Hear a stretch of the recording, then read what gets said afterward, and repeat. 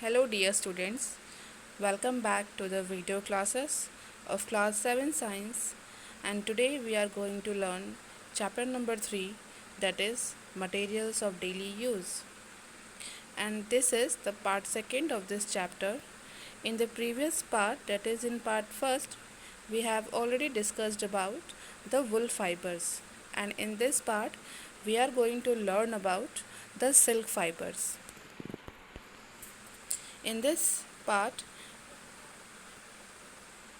we will learn silk fibers, life history of silk moth, varieties of silk, types of silkworm, from cocoon to silk, that is, in which we will learn about the formation of silk fiber from the cocoon, in which rearing of silkworm and processing of silk.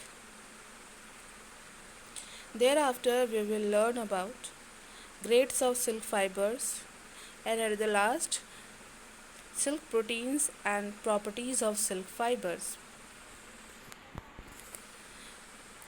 Silk fibers. So, what are silk fibers? Silk is a strong, shiny fibers that is made from the cocoon of caterpillars called the silkworms. It is spun by a caterpillar as a semi-liquid continuous filament that harden on contact with air. The smooth surface of the silk fiber reflects light, and this reflected light is seen as a luster. Silk is often called the queen of fibers. There are two major types of silk fiber. The high quality silk is produced by the caterpillar or the larva of a moth called the Bombyx mori. The Bombyx mori extrudes a pure white silk that is very fine and highly lustrous, and is sometimes commonly known as mulberry silk because they are eating the leaves of mulberry plants. And the second one is muga, is a wild silk which is mainly produced in Assam and adjoining part of Myanmar.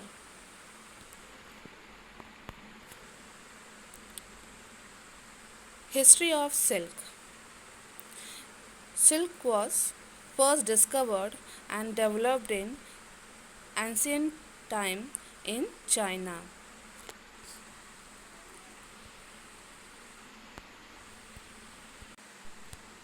A Chinese tale of discovery of the silkworms silk was by an ancient empress Li Zhu, the wife of the emperor.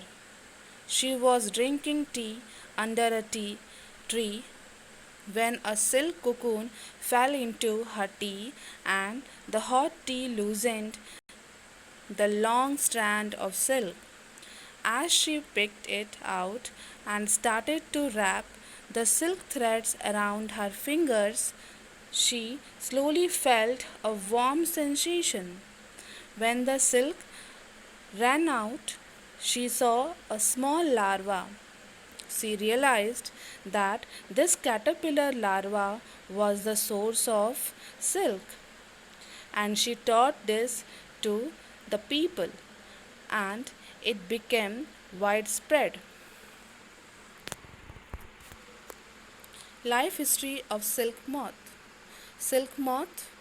The female silk moth lay eggs from which the hatched larvae, which are called caterpillars or silkworms, are emerges. As you can see in the image, there are two images. The left one shows you the moth. This is very beautiful moth, and on the right side there is the caterpillars, and they are eating the mulberry leaves.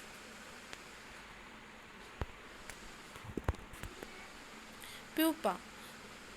They grow in size, and when the caterpillar is ready to enter the next stage of its life history called the pupa, and it first weaves the net to hold itself and swings its head from side to side in the form of figure 8. In early summer, a female Bombyx mori lays egg which is about 200 to 500 eggs, and all these eggs are lemon yellow in color. After 3 days they turn white if they are infertile, or turn black if they are fertile. The fertile eggs are put in a cold storage, and in early next spring the silk farmer put the eggs in a incubator to provide a suitable temperature for hatching. About 20 days later the egg hatch into tiny silkworm, and that is the caterpillars, and the caterpillars they are turning into the pupa, and the pupa this is they will forming the cocoon around its body by swing its head from side to side in the form of the figure 8. Here you can see this is the cocoon, and when you cut the cocoon you will find that there is the pupa inside it, which is turned into the adult moth when the cocoon is fully matured. During this movement of head, that is the side to side movement in the form of 8, this movement the caterpillar secretes fiber made of a protein. And which protein these are? These are the serine, sericin and fibroin, which harden on exposure to air and become silk fibers. The caterpillar completely covers itself by silk fiber and turn into pupa, and this covering is known as the cocoon. Varieties of silk. The silk fiber are used for weaving silk cloth, and the silk yarn, that is the thread, is obtained from the cocoon of the silk moth. Tassar, Muga silk, Kosa silk, these are the some varieties of silk and are obtained from the cocoons spun by different types of moths. The most common silk moth is the mulberry silk moth. Here you can see in the image there is mulberry caterpillar, Eri, Muga and Tushar, that is the Tassar. So these are the different caterpillars which produces different silk varieties.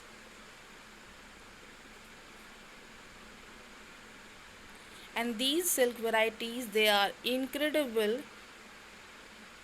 in themselves. Rearing silkworm.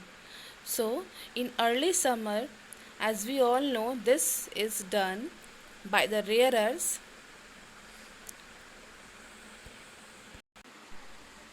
Rearing of silkworms, it is done only to get the silk fibers, and that is why the rearer they will first select the eggs of the silk moth, and a female silk moth lay 400 to 500 eggs at a time, which are stored carefully on a strip of cloth or paper and sold to the silkworm farmers.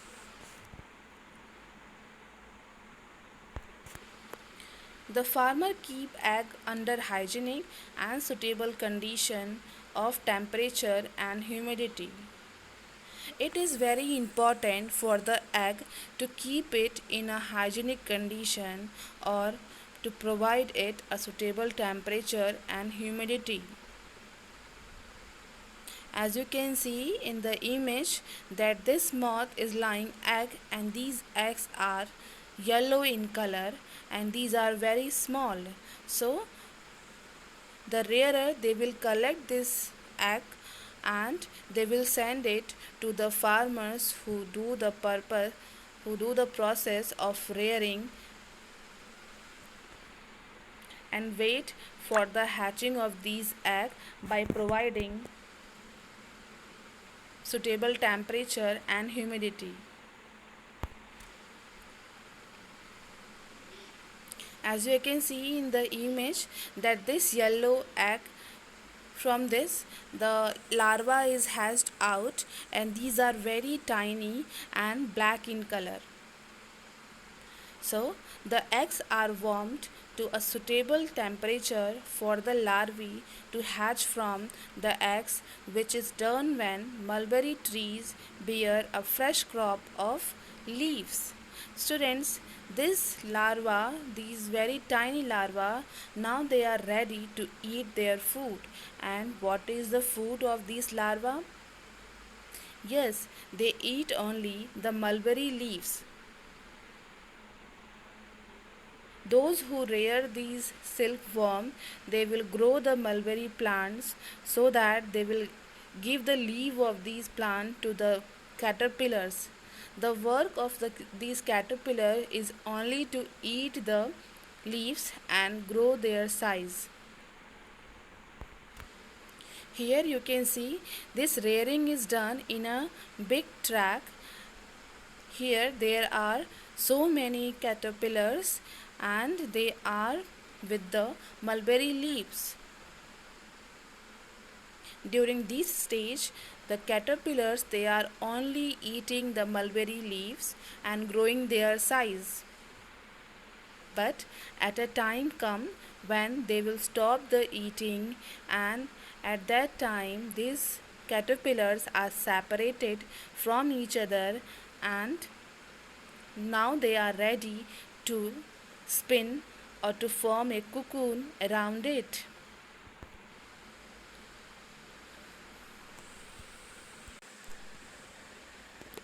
When the pupa change into moth, it bursts the cocoon and break the long, short silk threads into many pieces. And for this reason, the farmer allows only a small percentage of pupa to develop into moth. And to save the silk, the other insects are killed before they break their covering, and the farmer kill the pupas inside the cocoons by breaking them or by putting them into the hot water. So, a pile of cocoon is used for obtaining silk fibers, and the cocoons are kept under the sun, or they are boiled, or they are exposed to the steam, and the silk fibers are separated out. The processes of taking out the thread from the cocoon for use of silk is known as the reeling of silk. Reeling is done in a special machine which unwind the threads or fibers of silk from the cocoon, and the silk fibers are then spun into silk threads, which are woven into the silk cloth by the weavers.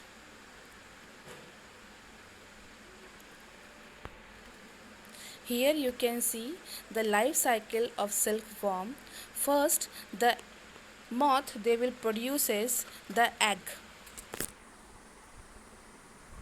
The eggs are produced by the moths, and for this purpose the very high quality of moths are selected. Thereafter the eggs are separated. They are separated on the leaves, or they are kept at the safer places. The caterpillar eats mulberry leaves and grow bigger and bigger. It goes through the four molds. As you can see in the image, the larva which is formed or which is uh, released from the egg is very small, and after continuously eating the mulberry leaves, they will grow their size from that much to the longer in size, and the caterpillar spins a cocoon of silk thread around itself. Ultimately, when the larva, they will stop eating, and they are separated from each other in different containers or in different zones, and thereafter this caterpillar, they will start spinning a cocoon of a silk thread around itself by forming the eight structure by their heads. Thereafter, that stage is known as the pupa, and inside this cocoon, the caterpillar changes into a pupa. As you can see here in the image, there is a pupa which is living inside this white cocoon, and actually this white part, it is what the silk. These are processed, and the silk are separated, or these cocoons fiber, these are separated from the pupa, and for this purpose this pupa, it has to be killed either in hot water or under the sun.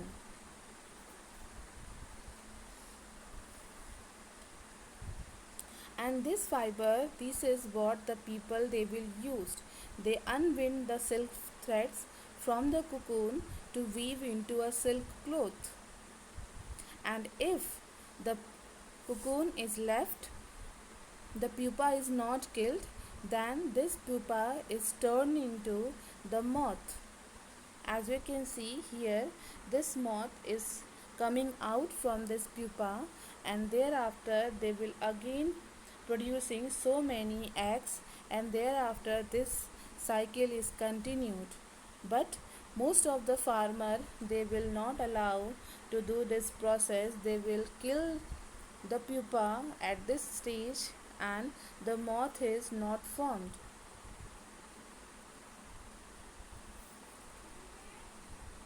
And also this moth, they will cut these fibers into so many pieces, and therefore this is not good to produce a best quality of silk, and that is why the farmer, they will kill it before cutting the cocoons by the moths. Grades of silk. There are three different grades. The best quality of silk fiber is the reeled silk, and this is the finest quality silk. The second quality of the silk is spun silk, and these are the inferior silk because these are formed from the damaged or the waste cocoons. If the cocoon is damaged or they are waste, then the farmer, they will not throw it, they will use it also for making the fiber, but that fiber is not of the very good quality, and that is why they are the inferior quality silk and known as the spun silk. And the color of this spun silk is slightly honey colored or slightly yellowish in color, whereas the reeled silk, these are the best quality silk, and their color is white. And the last or the third quality of the silk is the nail silk. These are very inferior quality silk, and these are formed by the short fibers which are left behind these spun or these reeled silk. They will collect these short fiber, and they will make the silk fiber, and that is why they are known as the nailed silk, or they are rough in texture. They are not very good. This is somewhat similar that if you are getting an exam if you are performing very good, then you will get A plus, and if your performance is good, then you will get B, and if your performance is very bad, then you will get E. Great. So in the same way, this regal silk, these are of very best quality, and they are also therefore compared as a plus grade. And this spun silk, these are somewhat good but not very good, and therefore they are somewhat compared as the B grades. And here the nail silk, these are the very bad, or these are very inferior quality, and therefore they are compared as the E grade.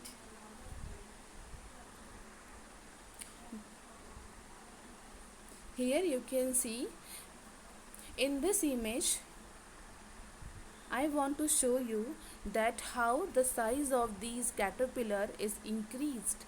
Here you can see after hatching these eggs, the caterpillar, they are first they are in the size of this, and their color is black, and after eating the mulberry leaf, their size is start to growing, and after continuously eating the mulberry leaf, these caterpillars, they are in that much long, and this type of caterpillar, they are forming the best quality of cocoon by spinning it.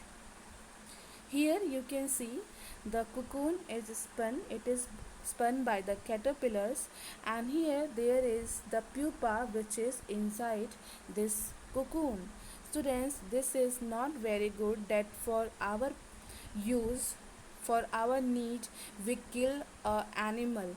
Okay, but here this is done that the rarer, they will kill this animal, they will kill this pupa for um, their use, and that is why it is not good for us to buy a silk cloth, because if we buy a silk cloth, then only the rarer get money, and they will doing this killing work more and more, and that is why, students, it is not good that we will purchase any silk cloth.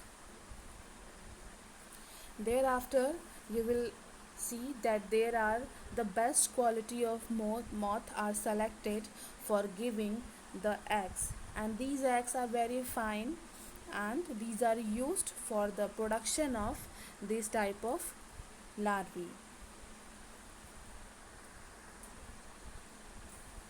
Silk fibers is made up of two protein, that is the sericin and fibroin. So these are the two proteins which constitute the fiber, and these are somewhat semi-solid, or these are liquid in form, but once they will get in contact with the air, these proteins, they will turn into the hard substance, or they will turn into the fibers once they will come in contact with air. And the properties of this type of silk, they are soft and elastic, shiny and lustrous, and these are very strong.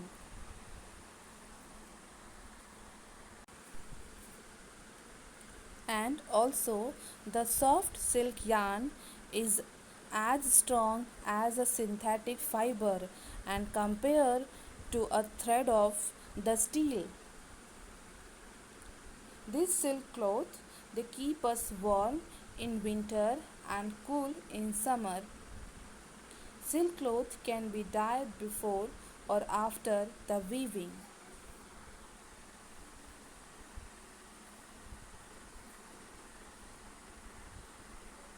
Here, students, one more thing, that the eggs, these eggs takes 10 days. These eggs takes 10 days to convert into the larvae.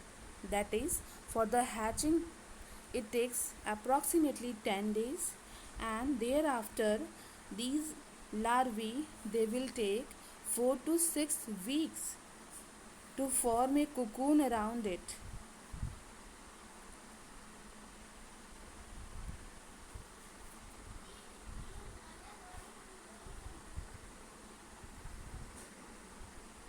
So thank you students.